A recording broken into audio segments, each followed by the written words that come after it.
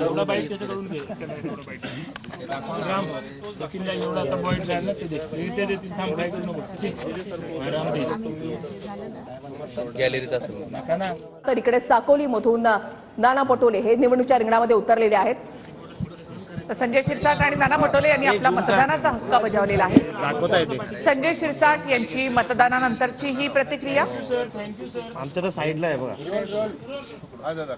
रात्री माझ्या मुलाची गाडी फोडल्यानंतर सुद्धा जवळपास तासभरानंतर काही अज्ञात इसम माझ्या त्या घराजवळ आले होते. ते वॉचमॅनला धमकी सुद्धा दिली. आताही सकाळी मला एकाचा मेसेज आलेला आहे, ब्लॅक स्कॉर्पिओ आहे, मला पण रॉंग पद्धतीने ओव्हरटेक केले त्यांनी. हा जवळपास 9:39 मला आलेला मेसेज आहे. या पद्धतीने जी काही दहशत या शहरामध्ये माजवण्याचा ते प्रयत्न करतायत, निश्चित त्यांना चोख उत्तर तर आम्ही देऊच. परंतु पोलिसांना सुद्धा विनंती राहील की असे जे बाहेरून आलेले गुंड आहेत, ज्याच्यामुळे शहराचं वातावरण बिघडतंय, याकडं जातीने लक्ष दिलं पाहिजे. या शहरातला असलेला नागरिक आपल्याला ओळखता येतो, कुठं तो कुणाच्या तरी शेजारी राहत असतो, म्हणून त्याला ट्रेस करणं सोपं आहे.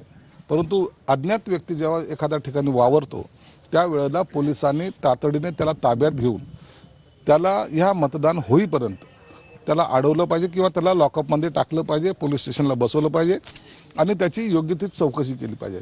कुठून आला, काय आला आणि कशासाठी आला. एखाद्याचा जर घातपात झाला किंवा एखाद्यावर जर हमला झाला तर त्याचा परिणाम या शहराला भोगावा लागणार आहे. दंगल व्हावी असा काही लोकांचा जो हेतू आहे तो आम्हाला नकोय.